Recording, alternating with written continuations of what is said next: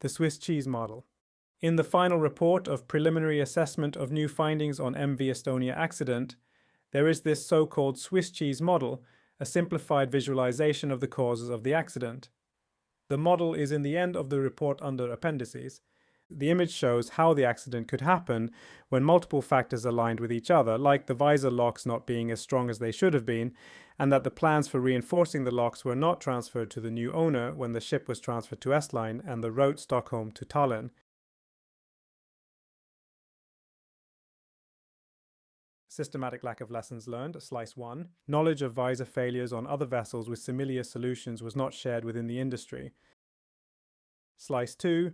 Rule-based conditions.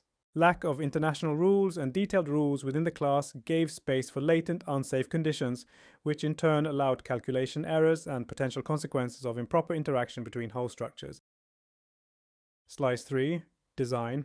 The wave force used for calculating the strength of the visor attachments was not realistic. The visor and ramp were constructionally connected. The visor could not be seen from the navigation bridge. The vessel was designed without extended collision bulkhead. Slice 4. Construction. Lacks caused the construction being weaker than it should have been, and yet latent, unsafe conditions emerged in the construction stage. Slice 5. Lack of inspection and certification anomalies.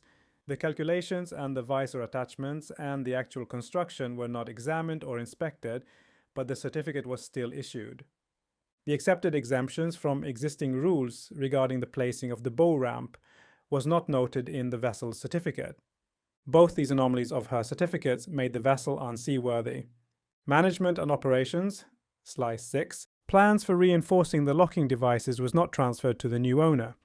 The bridge crew did not understand what had happened until it was too late. Between slice 6 and 7, the accident is a fact. Final slice, the rescue operation. The response at the rescue center was initially delayed and inefficient. There were no efficient means on ships to recover people from the water in heavy seas. Rescue helicopters had technical failures with the winches. In the beginning, probably the same life rafts were searched more than one time. This model shows in a good way that if only one factor, for example the plans for reinforcing the visor locks, had been transferred to the new owner, the accident could have been avoided, or if the locks would have been inspected, a certificate may not have been issued. That could also have prevented the accident. In February 1995, the Swedish newspaper Dagens Nyheter published an article about this.